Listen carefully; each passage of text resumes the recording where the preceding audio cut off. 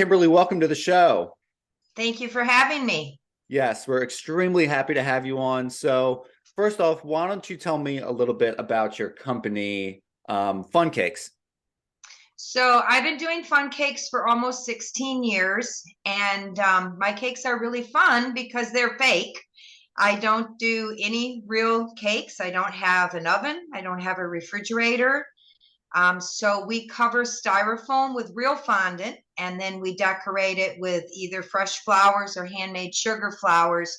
So, it's exactly the same that you're getting from your baker. It's probably even better because its perfection is perfect because we have so much time. We're not in a rush.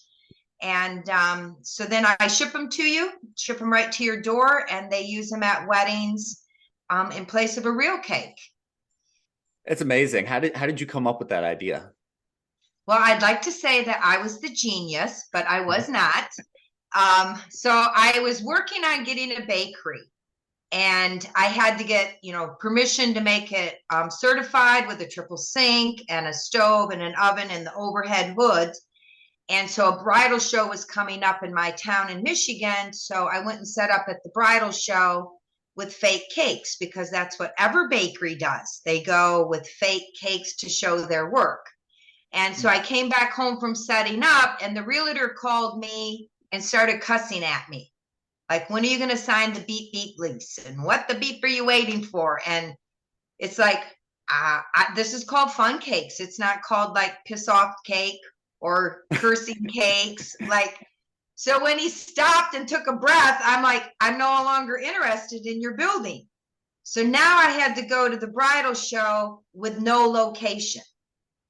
Hmm. So I believe it was God's intervention because 95, 98% of the brides asked if they could just use my fake cakes that were on display.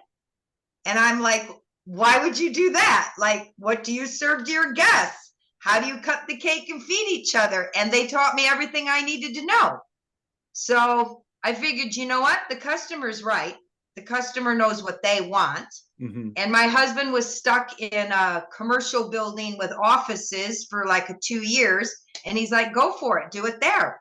So that's how I started. And then 6 months later, I was like on the Today Show and on CNN, Successful Small Business. And so I guess it was just the plan that had to go. No, that's amazing, and I want to talk about some of the television programs that you've been a part of. But before that, I want to kind of peel back the layer on this idea, how it kind of grew a little bit. So, from your experience, this was how long ago is this? About 11, 12 years ago? It'll be 16 years in March. Okay, The 16 years, bridal show was even more than I 16 thought. years ago in March. Yep. Okay, so interestingly enough, do you think that the Fun Cakes brand's success predicated on an uptick in market interest? So, for example, like these extravagant baking shows and other social media influencers who will like make these really wild looking cakes, or even the TV show Is It Cake, which is Right. pretty serendipitous. Did you come up with this idea prior to that broader interest, and then you happen to get kind of lucky in the process of just the audience loved cake in the last 16 years? I think I personally, my gut feeling is because I've been a cake decorator my whole life and I owned a bakery in Europe. I think that the designs have gotten more detailed and more detailed, and everybody wants the bigger the better, the bigger the better. Well, the cost comes with that then. It Sure. is what it is. The bakers have to earn money. Not only is it their product, but it's all the hours of making that. So I actually opened in 2007. 2007 was when we had that huge decline. The whole economy declined. And here's an alternative, finally, an alternative to a wedding cake. There was never an alternative. Your only alternative was cupcakes. Well, I'm sorry, but cupcakes belong at a birthday party. They don't belong at your wedding. They just don't. Having people peel the wrapper off at a wedding, no, absolutely not. So I think that was the timing that the economy was going down. The cake styles were going up. And I came along with this different alternative. Mm-hmm. So a little bit of right place, right time. I mean, that's pretty amazing. Absolutely. Was it initially, I don't mean this to sound any certain way, but was it difficult to get people to kind of take this idea and this model seriously when you were first starting up? I mean, what was that initial pitch process like? Were people like the realtor who was kind of like, you know, this isn't what I was asking for? How did that process look? Well, I have to say the very, very first problem was me. Like, okay. What? I'm not going to bake a cake. Like, I'm going to be a baker and I'm going to do wedding cakes, but I'm not going to bake them. Like, I had to work a lot in my own head on that. So I finally said, okay, I'm going to try it for a year. I'll just try it for a year. We'll see where we are in a year. And then I'll decide if I want to continue, because to me, I was the worst customer. I just couldn't believe people were asking for that. Mm-hmm. And then part of the way that I got such incredible media was I just wrote my local newspaper, and you have a business section. I'm a new business. You need to cover me. So they didn't really answer back. And I kept bugging them like, it is your job to cover me. I'm a new business. So then she finally, like after 2 weeks, did the most boring interview ever. And I'm like, okay, you're not getting it. Why don't you come see the cakes? Come to the shop, see the cakes, and see how beautiful they are. So she came to the shop, like, again, 2 weeks after that. Now we're like a month later than I had started. And she still didn't seem super interested. And I just kept nailing her. And I'm like, okay, so when's it going to go in the paper? When's it going to go? And they're like, okay, Monday or Wednesday of next week. Okay, it wasn't there. The next week it wasn't there. And finally, the third week I called, like, what the hell? Where is the article? And they're like, well, current business keeps happening. Okay, what does that mean? Current business keeps happening. I'm current, but looking back, they waited till June. They waited till a June story, and they put me on the front page in full color. So that was worth waiting for. Yeah, patience is a bit of a virtue. And that's probably pretty good for wedding season too, you know? Exactly. I mean, I know people plan weddings before then, but I think having that premiere spot in June is like, okay, now I know what I want to do for my wedding this August or whatever. So from my local newspaper, then it spread to the AP, and it went worldwide. And it was 6 weeks to 6 months of craziness. So I want to talk about that process too. We'll go in that direction, and I'll follow you down that thread. So you essentially got on the front page of your local paper, the AP picked that up, and then you were getting pulled in a million directions. So you didn't really ever have to reach out to anyone else after that first local paper. Nope. And then we just started getting orders and orders and orders and orders, because everybody's paper carried it. Every news talk was talking about it. It was talked on Kelly and Regis. Sure. So it just went crazy. Yeah, and I want to follow up on that a little bit. So with that, I mean, that sounded like it happened very quickly. How are you able to sustain that sort of growth over time with such premier marketing status and notoriety? I mean, other people would be, you know, paying a lot of money and throwing a lot of lines out to get that sort of marketing that you got with, you know, some gumption and one phone call, essentially, it sounds like. So how were you able to sustain that growth that happened so quickly? Well, I think at that time it was Craigslist. Okay, so Craigslist, you could post a job there. So I posted under artists, and I said, give me 4 hours a day minimum. Choose any day you want to work. I'm going to teach you the medium. And all these people showed up. That is so cool. I just taught them, like, this is how we do it. And then, of course, local cake decorators started hearing that time they were teaching cake decorating classes like at Hobby Lobby and Michael's. So all those instructors came to me. So they helped me teach. And then I had, two mottos in my shop. One is we're fun cakes. We're not bitchy cakes. So leave all your problems at the door. Just come in and have fun. And when you leave, you can pick up your problems. And then my second rule was, if you're really good, you make that other person really good. Don't you be like, oh, look at me, aren't I wonderful, as the other person sucks. No, you make them just as good. So we had an amazing team, and we did every single order. It was crazy. So you didn't miss a single order. That's so cool. Not one.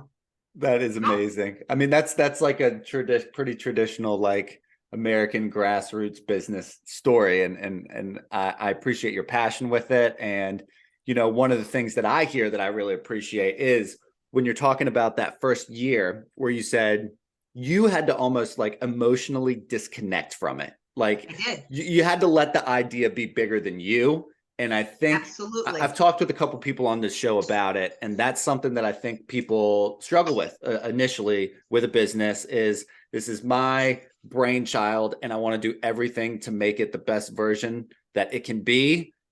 But it turns into a bit of, micromanagement and helicopter parenting of molding this idea to be what I want it to be instead of what it's supposed to be, and let it kind of be itself. What was that process like? Did you have to kind of like try some things out that didn't really work, or did it kind of go in its own little direction? I mean, was your first idea, for example, to call people on Craigslist and it happened to work, or were there some other things that you had to try that didn't really work successfully and take yourself out of the equation a little bit? Well, when I came home, the bridal show was a 3-day bridal show, which is kind of unusual. They don't have them that long anymore. So it was like Friday evening, all day Saturday, all day Sunday. So when I came home from that show and told my husband that they all want to use my bake cakes, and I don't know what that means, and I don't even know how I would do that. Well, he's an engineer. So he's like, well, we can ship them. And I'm like, you got to be kidding me. Like, we can ship these? And he goes, oh, yeah. So he showed me exactly how we were going to put it all together and ship them. Well, thank goodness, because 6 weeks later, it had blown up, but I was able to ship them. So I think really the only thing we changed, like we started with a wooden box thinking, it's got to be perfect and locked in and like, don't mess up my cake. Where now we just ship them in cardboard boxes, and we bought a machine that does like those pillows, so we can put those pillows all the way around it. So if FedEx turns it upside down, sideways, nothing happens. So it was really scary, the shipping part in the beginning. And I remember the first cake we shipped was to California, and I was in Michigan. And so, but the couple was really cool. And I told them, like, I don't really know what I'm doing. You are my guinea pig. And they're like, love to be your guinea pig. So it all worked out. I mean, as I say, I truly believe God intervention, because I couldn't have put all those pieces together. I couldn't. They just fell together. Well, and I really think, I'm sorry if I'm cutting you off. I really think that people are more willing to work with you, Kimberly, because they see you on TV. Two, they then hear you on the phone and it's the exact same person. Your audio matches your video is a quote I've heard in the past. And it's a sincere authenticity. And thank you. I can imagine you do some marketing, but it's you. So it's like you are the brand versus a lot of brands have to cater their entire identity around a marketing team that's conscientiously cured and cultured. And it sounds like in this scenario, you are that team and people really respond to that well. Is that something that kind of went through your head with this process, or that's just, another great fortune that you fell into? Well, I'm definitely a people person. Sure. I can see definitely that. Definitely a people person. I cannot live alone up on a mountain in the country. Like, shoot me. No, I'm a people person. I love people, and I love people that are different. Like, as different from me as possible, because you can teach me something I don't know. I think the only problem I really had was I owned a bakery in Europe. Like, what do you mean I'm not going to like mix cake batter and bake it? And I had the hardest time with me, but Mm. I thought the customer's right. You know, if 95% of the brides at a bridal show ask for that, then you need to give them that. Mm-hmm. So we'll figure it out as we go. And I do sort of most of my life as we'll figure it out as we go, because for instance, I thought this meeting was tomorrow. So welcome to my life.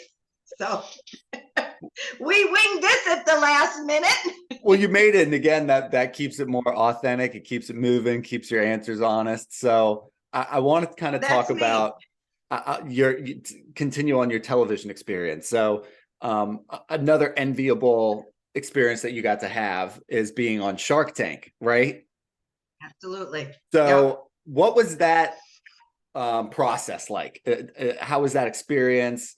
Are there any notable insights that you gained from that? It is a long process. I highly recommend to somebody, if you don't have 6 months of your life to devote to Shark Tank, don't do it. Oh, wow. Okay. It is tons and tons of work. So I love Shark Tank. I love the idea of Shark Tank.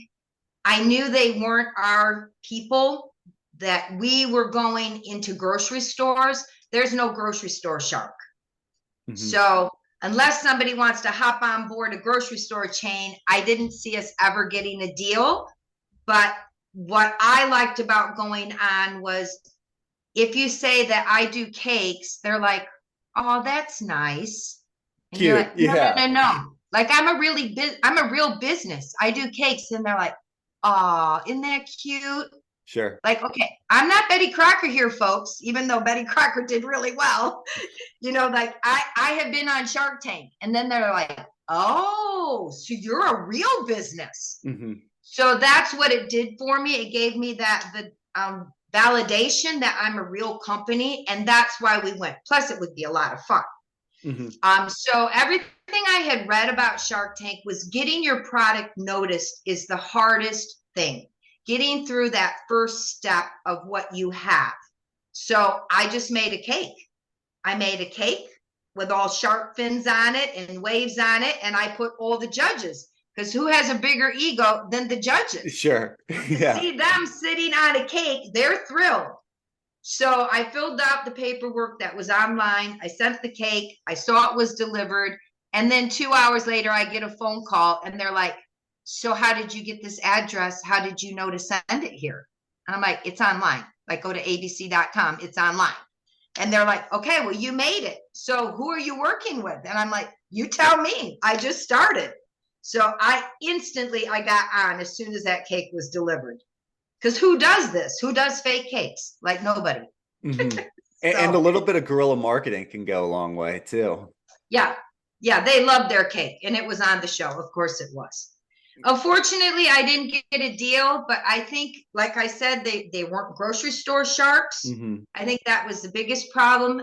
Also, it's a huge different idea. So mm-hmm. you have to teach the people what you do. It's not just like one cool thing and everybody gets it. You know, they don't get it. And then the sharks themselves are super rich. They don't understand where $3,000 for a wedding cake is expensive. They mm-hmm. just dumbfoundedly did not understand that. Mm-hmm. Like, you're getting married. So what? A wedding cake's $3,000. Mm-hmm. And I'm like, but most people can't afford $3,000. So they didn't get that part of it. Well, and because in your business model, there's kind of like, I see it as an equation. You know, a lot of people say, what sort of problem is my product solving? And yours is, it's saving you money at the end of yep. the day. And yep. And that's like the real product. That's the real solution, is it saves you money. Right. And I think getting to that via cakes, people have a hard time calculating that equation. So exactly. I want to ask you what sort of advice you would give to someone who struggles with finding the right way to pitch their product or idea. I mean, you had to do it on national television. You probably had to do it plenty of other times outside of that. So what sort of advice could you give to our listeners who might struggle with pitching their idea? Well, it has to be more than price. I mean, you can't just say you should buy my product because it's less money. Well, mm-hmm. no, especially when you're getting married. When you're getting married, usually whatever their budget is, they blow it anyways. Like, so that you have to give them the advantages. Why? So I save money, but what's the advantages? So for me, like if you're getting married in Florida, your cake is going to melt, isn't it? So with mine, it's not going to melt. There you A go. tear's not going to slip over. A tear's not going to fall off. Most of the people now, they want 6, 7, 8 tiered cakes. Well, you don't have enough guests for 6, 7, 8 tiered cake. So why would you spend all that money on a real cake that could all fall and crash and whatever, when I'm going to give you the same thing, and then you're going to have fresh sheet cakes in the back. You will serve fresh cake. A wedding cake, people don't understand this, but a wedding cake is about 5 days old by the time it gets to the wedding. Wow, It's baked I didn't know that. Yeah, well, it's baked on Wednesday. It's crumb coated on Thursday. And now Friday, we're going to start decorating it. And Saturday, we're going to deliver it. So where's that cake been sitting all that time? Plus, it has to be a heavy cake. It has to be, because it's notorious that wedding cakes taste terrible. Well, because they have to be a heavy pound cake to hold the weight of the fondant. Mm-hmm. Where now I'm going to let you serve fresh buttercream sheet cakes from your Costco or grocery store. Mm-hmm. So you have to explain more than just cost, but also where I really explain it is that we're going to spend hours on your cake. We don't have one day to flip it out. We've got 5, 6 days to flip it out. We're going to take the time to make sure it's absolutely perfect. Mm-hmm. And you're not going to get that with a real baker because they have how many cakes going out. Mm-hmm. So. Well, I can imagine in some cities, maybe more rural areas in, I don't know, flyover states, they might not be able to have the quick access to something of your caliber, of your quality Absolutely. Level, so that Absolutely. Shipping ability to ship a cake is probably a huge advantage as well. So you primarily do wedding cakes, but you also do plenty of other, events, I imagine. So what's kind of the coolest venue that your cake has been in? So if you had asked me this question like last fall, right, I would tell you the coolest event that I was at the Plaza in New York City. That was pretty cool. Cool. And that was a really awesome cake that I made. But in December, I did Mar-a-Lago. And I never really thought one of my cakes would go to Mar-a-Lago. So I was like, and I'm in Florida. So I'm like, I'll deliver it because it's like, I want to see Mar-a-Lago and see all that gold and the marble and see my cake there. But I mean, those are the 2 coolest locations I've done.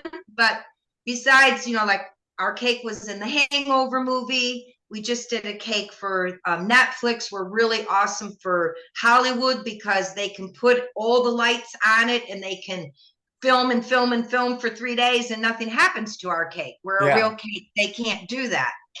But I'd have to say, looking back, besides the Hangover, I would say we did a launch for MAC Cosmetics. So MAC Cosmetics came out with a makeup line called Baking Beauty, and they wanted cakes. And so they first emailed me like, can you make us one cake and we're going to make a mold of it? I'm like, okay, why are you going to make a mold of it? And they're like, we don't know. We were just told, find a fondant cake and we'll make a mold of it. So I'm like, so what are you going to do with the mold? And they're like, well, we need 350 cakes. I'm like, okay, so why don't you just order 350 cakes? And they're like, can you do that? And I'm like, of course we can. So then they come back and they're like, okay, how long would that take you? So I calculated all and I'm like, we need like 6 weeks to 2 months to do that. And they're like, okay, you got 3 weeks. And I'm like, no problem. And we got them all done. Because again, I went back to Craigslist, went back to artists on Craigslist. And if the people showed up, they were hired. They just needed to show up. Yeah. Have you been able to retain these people from Craigslist? Oh, I mean, absolutely. do they keep coming back, I assume? Oh, absolutely. Absolutely. Mm-hmm. Because they're artists themselves. Like I had a lady that was a welder, but she only welds like recyclable metal things. So she needs to go out and buy all that stuff. Yeah. So I was perfect. come to me, work 4 hours, go search for your medal the other 4 hours. So, and we're all still friends on Facebook. So I can always call them up. They'll always come back. That's amazing. Plus, I think a lot of, for me, you have the where I feel the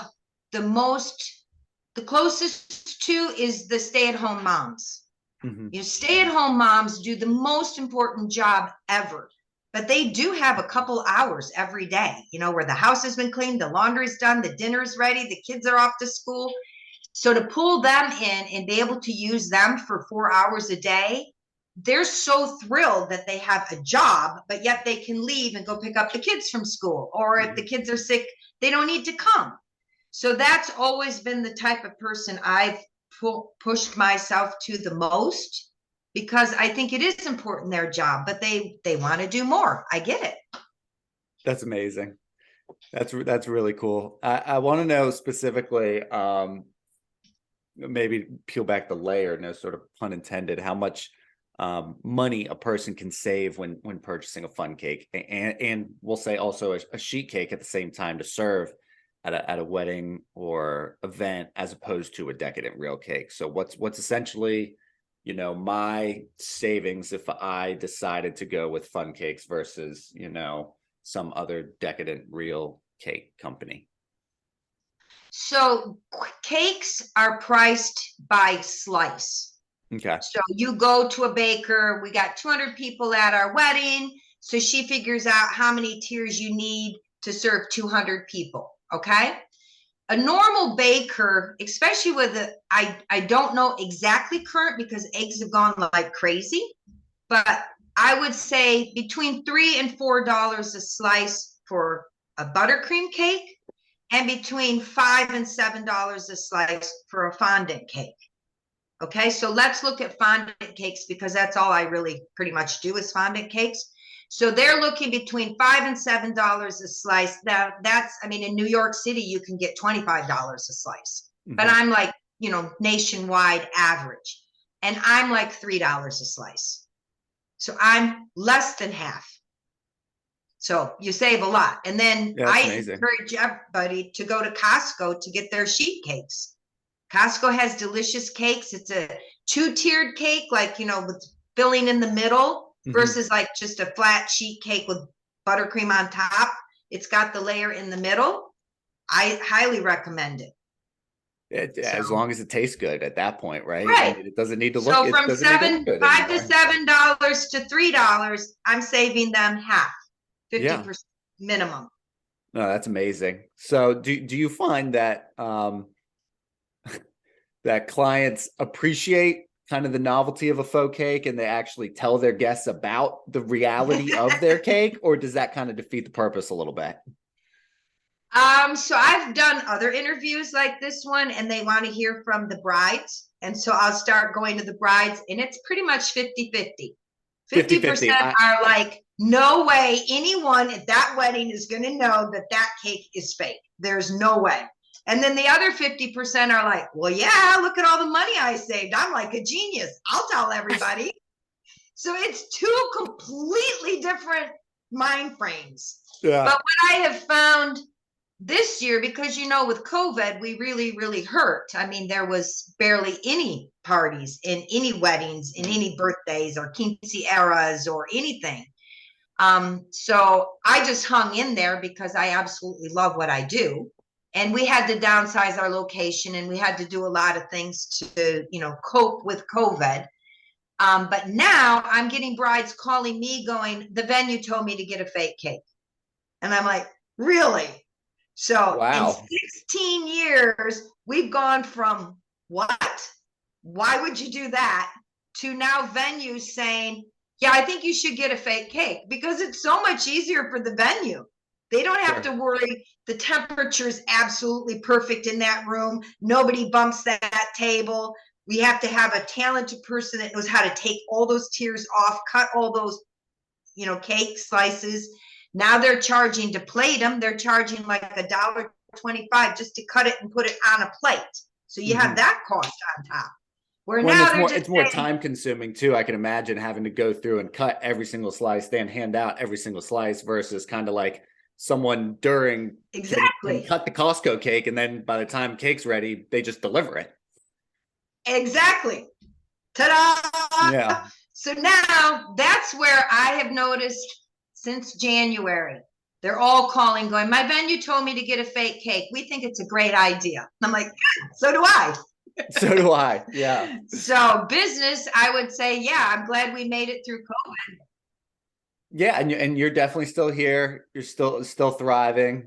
Before we wrap up, I wanted to Absolutely. ask you. I always Absolutely. end the interview with essentially a question about how business owners, people in e-commerce are operating, you especially, 24/7, 365, which is with very little downtime. But I think it's extremely important to promote a healthy work-life balance and stable mental health, that people have free time to explore hobbies and interests so that they're not totally professionally based. So, Kimberly, what are some of the things that you do in your free time to promote a healthy work-life balance?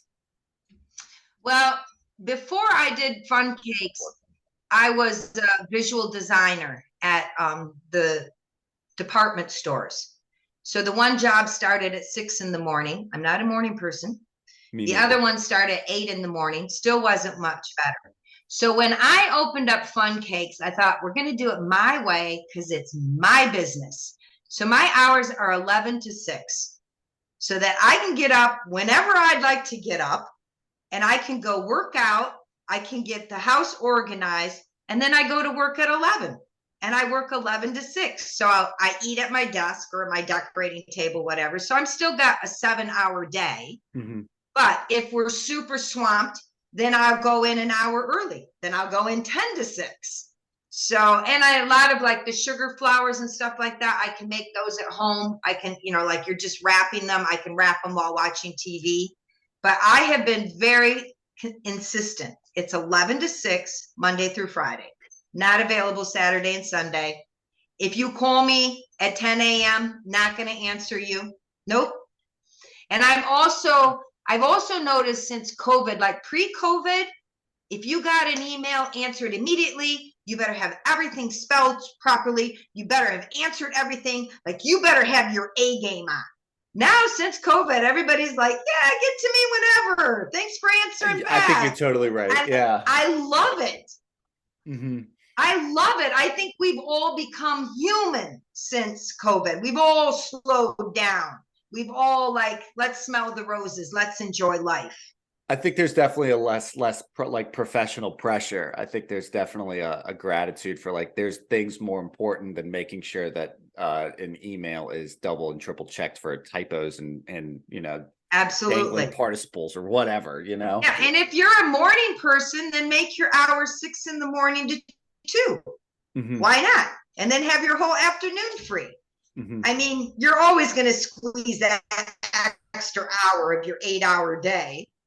Well, but I just think that you're not going to last 16 years. You're not going to last 16 years through COVID if you don't love what you do. You're just not. I could totally agree, and I'm on your page. I'm definitely closer to like a 10 to 5. I'm also a night owl, so I'll do a lot of work from like midnight to 3 a.m. sometimes, if I'm being honest, because I know I'm just going to be up at that point anyway. I'm definitely a night owl. No distractions, right? Well, and I think most people are night owls. So our artistic people are night owls. I really believe that.